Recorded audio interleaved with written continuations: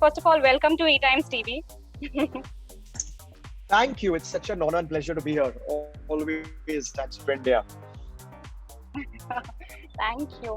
So, please tell us about your show. This is the second season, and how do you feel returning back to your same arena, which you were like once there, and again the same thing? Nostalgia is hitting you.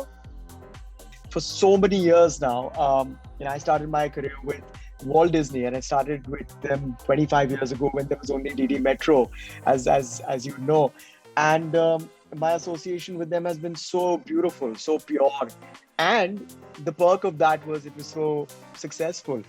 So it created an entire group of beautiful people who kind of made me their voice for the 90s, along with a lot of other things that I was allowed to do, like, my films or Hip Hip Hurray and things like that.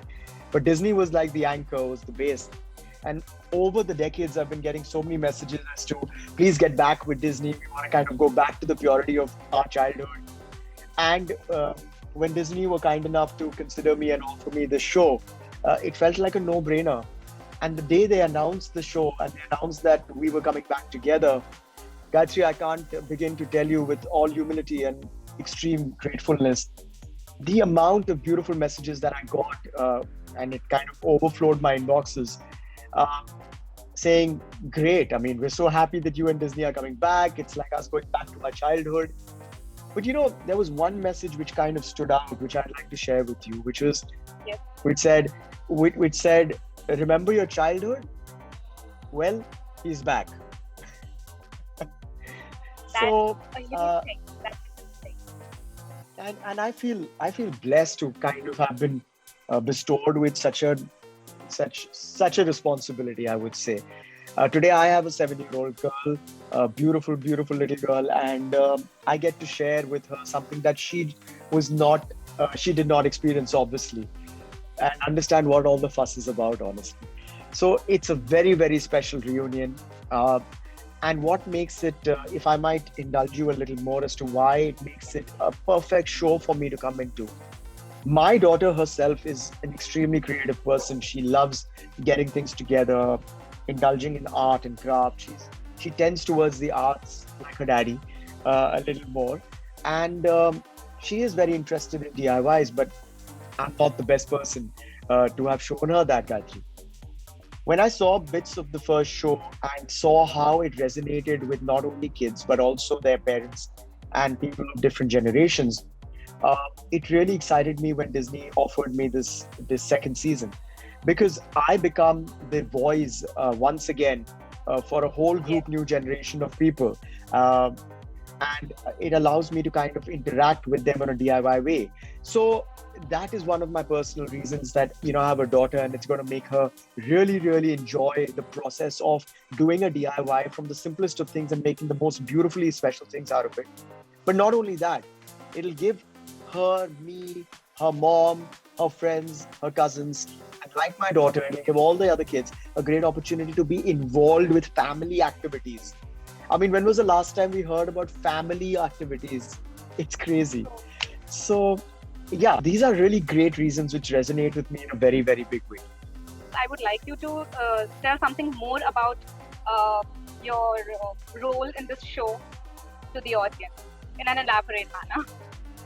All right. So thank you so much for asking me about that. Basically, I feel my role in this entire show is to be the voice, is to be the voice of the audience watching it. And I think that's going to be great, because I think I'll bring, from what I've seen, and I think you've seen the promos and the hoardings and everything in Disney Imagine That season 2. I think you see, principally it's about the DIY. So we have a DIY expert. His name is Simran, a very sweet guy. But my job is to kind of be their voice of the audience and to get that fun and to make it interesting. And it's not only about sitting down and doing a DIY, but it is about having fun with it and cracking jokes. And I'm sorry to say, actually, I'm not sorry to say, but I've pulled Simran's leg a lot. And you guys are going to see poor chap here. But it's going to be fun because you're going to be laughing. As I mentioned, the kids and their families are going to be laughing their backsides out. And that's my biggest role. I mean, I am the host of the show, but I'm also somebody who will bring in that entertainment aspect, the fun angle, where Disney Imagine That season 2 will deliver in both entertainment and in some form of an education which basically will teach you a lot of creative things. I also feel that it's not only going to be the kids who are going to be watching this, Gayatri, but I feel that their parents who have seen me in the 90s and in the 20s are also going to be excited to see this, as for what I understand. And then they are going to encourage their kids. And it's so exciting for me to be introduced to this whole new generation of people. So I would really, really encourage everybody. I'm definitely going to encourage my daughter, because I come back home and show her photographs. Don't tell anybody of the shoot, saying, guess what we did today? Don't show anybody. And she's really excited about it. DIY, yeah, kids really love, and DIY is something that it actually helps the parents and the kids get together, like Bonded. friends, play, Yeah. learn. Yeah. The bond is developed between them. Yes, absolutely well said. Yeah, it's, DIY shows and techniques are available, in a few places. But the uniqueness of what Imagine That Season 2 does is that we bring in that whole entertainment angle to it, which is not forced entertainment. It's not that I will say a joke. There is no script. Can you imagine? It is just having fun with it. I mean, there's a structure to it where there are suggested lines of it, but we don't want to make that show. We don't want to be pretentious about anything, because why should we be pretentious towards an audience who is the purest audience, you know? So yeah, so I'm really, really excited about it. And as you can see, I just go on and on talking about it. So This is if I would say, this is the right time for the show to be launched, because again, we are in the second phase of lockdown, and people can actually have a family time, with their kids sitting at home at this time. Yep. Don't you Yep. feel that the timing is just right? Well, yes, I say that with a pinch of salt, because for a lot of us, and for all of us, we don't want to be in a lockdown situation. We don't want to be restricted. We're free. But the thing is that, yes, when you look at it that way, I see that a lot of children nowadays are just blindly on social media, which I absolutely say they shouldn't be. Kids should not. That's just my personal point of view. But a lot of people just watch screen and watch a lot of rubbish. Yeah. I'm not trying to be judgmental, but from a parent's point of view, if my child is going to be watching the telly or any kind of a screen medium, I would want that to be productive and entertaining. And I feel that that's what this show really brings out there. I truly believe that, guys. There's really no other ulterior motive. I understand we're here to promote the show and everything, but I genuinely hope I get across to you the genuinity of what I feel towards this and how personal it is to me in so many ways. So yes, I love the fact when I can visualize children sitting with their parents and their loved ones, watching the show and getting entertained, laughing their backsides out, all of them, because as you know, I have a habit of kind of cracking pretty silly jokes, which for some reason for 25 years has resonated with people. But I would love to see that more. Continuing with that, when we take your name, Hip Hip Hurray is like synonymous to your name now, along with other shows that you've done. So would we see a second season of that show as well anytime soon? Do you think there's a possibility? everything is possible. So I'll just leave it at that. I'll also let you in on a little Hip Hip Hurray secret, is that we're majorly in touch. We have a WhatsApp group, and we've discussed this various times in various forms. And now with friends confirming that they're doing a reunion also, it looks like it's a season of reunions. But I'll tell you a little anecdote about Hip Hip Hurray if you would be interested, Gayatri. Sure, please. So this one is a little personal. During the lockdown and last year, my daughter, that time 6 years old, 1 year ago, and for the first time she saw Hip Hip Hurray. I thought it was the right show for her to see at that time and at that age. And for the first time, I sat and saw the entire season of Hip Hip Hurray. So I'd seen it in bits and pieces. I'd heard about the buzz. Obviously, I'm aware of it, and the fan frenzy around that show. But when I sat and saw it with my daughter, it was a different kind of special, and I got it. And I said, "Oh, okay, this is what makes now I know why people like it so much." That's just my point of view. But the real fun part happened, Gayatri, when my daughter became a fangirl of the show. And I don't know if she's just pulling my leg or just fluffing me up, but her two favorite characters were John and Cyrus. So I was John and Shahrukh was Cyrus. So I decided to give her a little surprise on her birthday, and I got all my co-actors of Hip Hip Hurray together on a Zoom call, and I introduced her to them. So I felt that she was shy, she was happy, she couldn't contain herself. Through her eyes, I kind of understood what that show, what a lot of the shows that I've done with Disney, and what a lot of other projects which I've been blessed to do in my career, the impact that it's had through generations, and how they have grown up with me and I have grown up with them. Just which I just feel is which I feel is a huge blessing. It is, it is. So, we see a lot of content these days on television. Um, I mean, there's a criteria for each age group. So, what do you have to say about the content that you see on TV? Do you find them good, great, or is it good enough for today's audience to consume the content that we get on TV right now? So, like everything in life, it's a mixed bag. You have to find what you like and you got to go for it. In the middle, I found that there was a lot of dark content, and I really personally didn't enjoy it because the times were not right, anyways, to kind of indulge in that. So I like to stay with the spy thrillers, the comedies, the talk shows. With my daughter, I love indulging in shows like Hip Hip Hurray and showing her. I've just started showing her the last show I did for Disney, which was Vicky or Betal, and let's see if she's getting a real liking for it. So I'm happy with that. But overall, it's a mixed bag, like everything is in life, and there's an audience for everything. That's what I feel, and that's not a diplomatic answer. There is absolute rubbish also on, but that's always been there, right? But then there are those gems also, and you find it amongst your likings. It is a tough show to shoot because you got to create a lot, you got to kind of keep it energetic. So I really haven't got the time.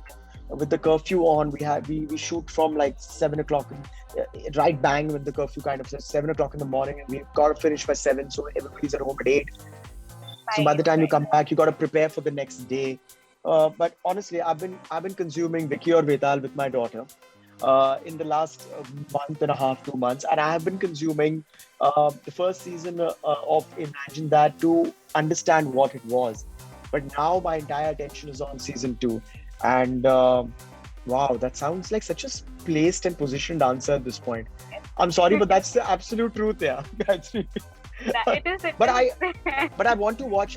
There are a few interesting films and TV shows, OTT shows, which I've chanced upon. Certain documentaries which I want to watch.